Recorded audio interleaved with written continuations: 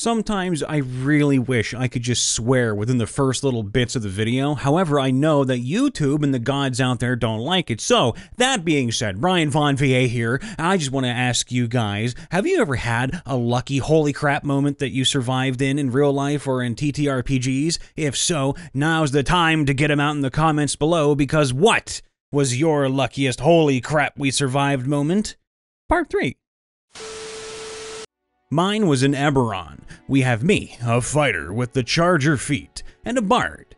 We had just met the big bad evil guy on an airship after snooping around his cabin. On the ship together by coincidence, only found out he was evil after the fact. We were still only like 3rd level, and this dude was like 7th. He somehow managed to make the floaty wood not so floaty, and the airship was going down. That's when we had the big brain moment where the bard charmed him and I knocked him off.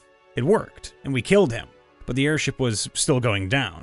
My 8 intelligence fighter then started looking for a way to bail, instead of ride it out and brace, so I tied together some sheets to attempt to use as a makeshift parachute, the key word here being attempt. Then I jumped from the still falling airship, but ended up rolling a nat 1 and failed to grab both sides of the sheet. I fell about 250 meters and only survived by catching on a tree branch. I then fell about 5 meters to the ground, severely injured and half conscious. Then it hit me. Quite literally. The airship, moving pretty fast in a downwards direction, hit me straight on and shredded its hull over my broken body.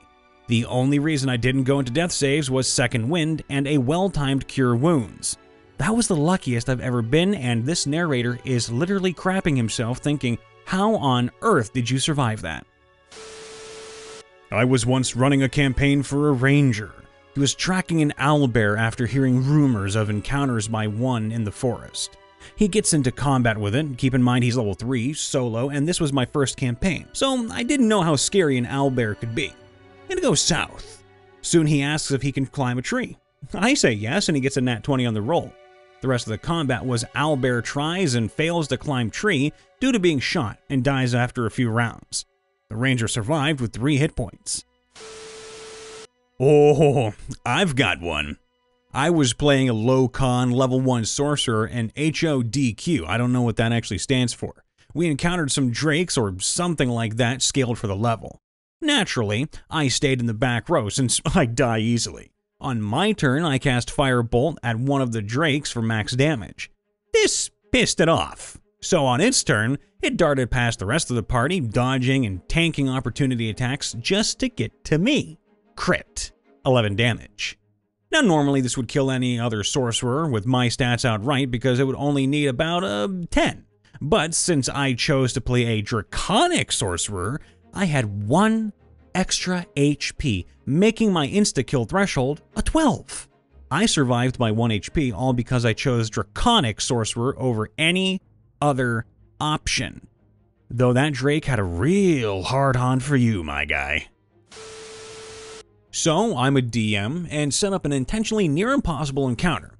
Hey, with dice anything can happen. For my party of 3 level 3 PCs plus 2 level 4s. Level 12 Druid Ranger NPC betrayed the party with 2 Cold Light Walkers backing her up, and a wolf guarding the exit to ambush anyone trying to flee.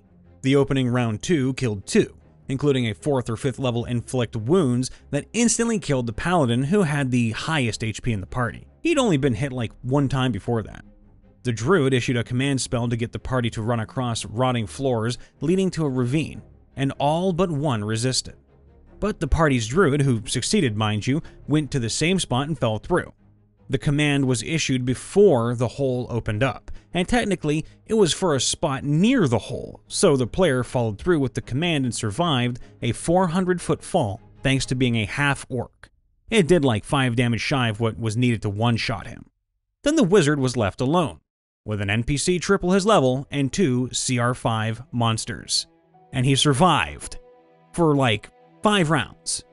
Gets down to cure wounds from the artificer who was already dead. Long story, but I allowed this companion to still take actions because of ghostly business. Gets downed again.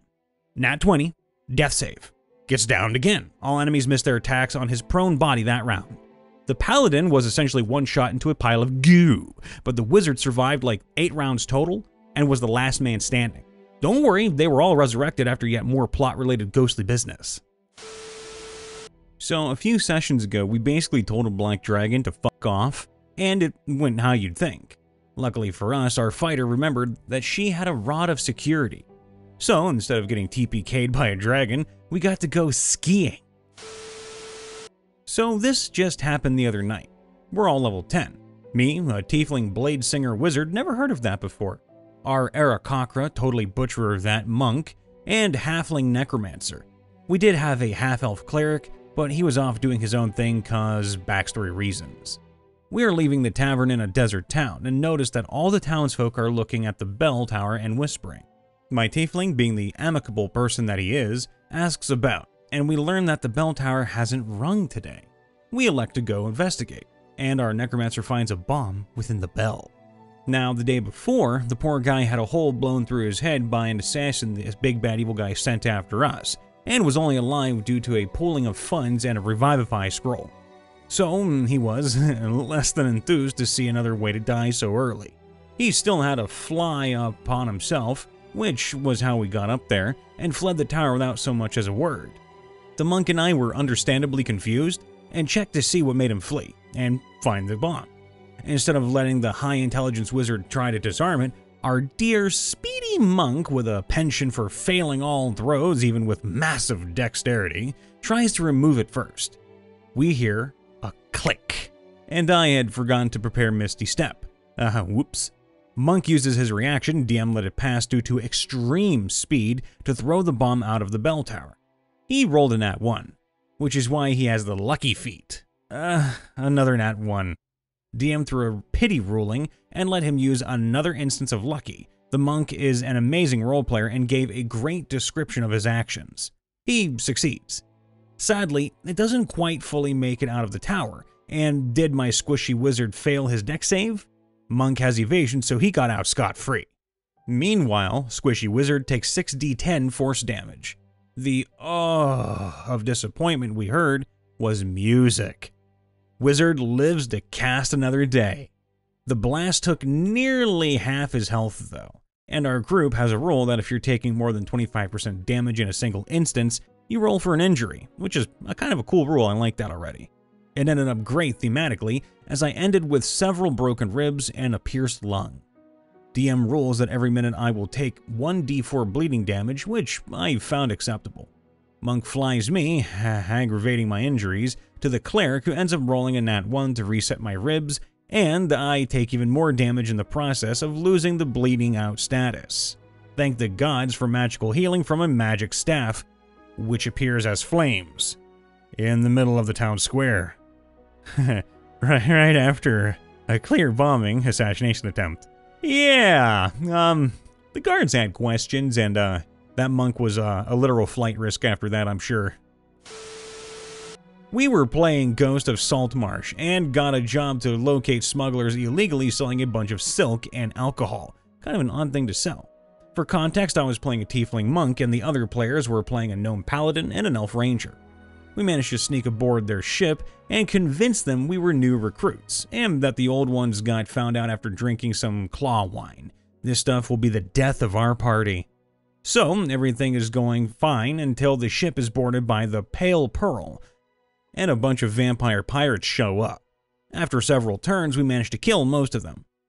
The NPCs help a lot, and we thought everything was going to be fine until the captain showed up. I can't remember his name, but he was a CR13 creature, and we were all level 3. In other words, fighting this guy was a literal death sentence. Even the captain of the smugglers knew it and told everyone to abandon the ship. Me and the ranger wanted to get out, but the paladin thought it would be better to hide along with the dwarf cleric NPC. Now, we didn't agree with him, but none of us wanted to abandon him. So I went down into the brig while the ranger stayed on top deck. The paladin and cleric were hiding in a room in the captain's quarters, and when I was there to get the two, the paladin said, "No, we're good," in the most chill way possible. I told him to fuck off, and knowing the captain was right behind me, hid where they kept all their cargo. And that's when the Kraken showed up. Oh, this is just like going to hell in a handbasket. Okay, it wasn't the Kraken, but it was an octopus, and it was an avatar for one of the deities of the Saltmarsh setting. Well, the ranger prayed to it and convinced it to start attacking the pale pearl instead. So instead of worrying about both the octopus and the captain ladder made the octopus its bitch, we just had to worry about the captain. It honestly looked like we were toast. The paladin and cleric were already unconscious at this point, and the captain is sniffing around for me. Luckily, a pseudo-dragon by the name of Beam came out of the brig, looked at the ranger, and was basically just, "You are mine now," and wrapped around her neck like a cat. Attached to his leg was a spell scroll of banishment. This was our one-way ticket out of here. The ranger used the scroll on the captain and was banished, and we had 1 minute to get the hell out of there. Our DM even brought out a timer. I got out of my hiding spot, shoved the healing potion down the paladin's throat, grabbed the two of them, met the ranger out on the deck. The paladin pulled out a door from his bag of holding. He collects so many random things, like a dead body. Wait, what?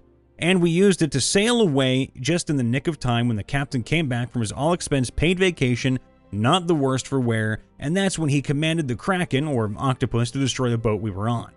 Despite all of that, we never engaged the captain in combat, and because of that, our DM had us level up. Just goes to show that sometimes it helps being a coward.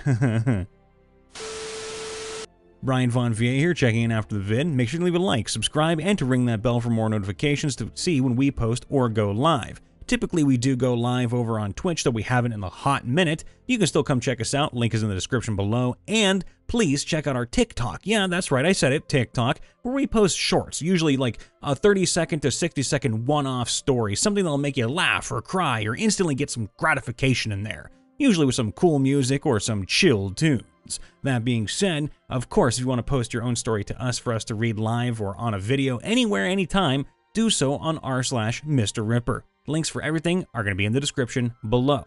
Want to come check out me? Do so on Twitch or on YouTube, Brian Von VA. As always, I try to end things on a positive note, and today is no different. Most of the people here got really, really lucky with things. And hey, in real life, we get lucky too. Luck and faith and hard work. 3 things that will carry you through the world. Now, I know that the world is kind of a crappy place still, but it's getting better. We're lucky. We dodged a big bullet with a lot of things lately, and I just want everyone out there to know that you're worth it. You're worth the luck. You're worth the random cosmic genius that has happened, or the cosmic fuckery that occurred, to give you another day of life. And all of you are worth that life and worth that breath. So keep working hard. Keep having faith in yourself. Keep pushing and keep pushing harder and harder, because you deserve it. You deserve a good life. You deserve a good time. And hey, we're all here for you too. If you ever want to say hi, do so in the comments. I'm always listening, always happy to respond. All the love, be safe, be happy. We'll see you next time. Bye for now.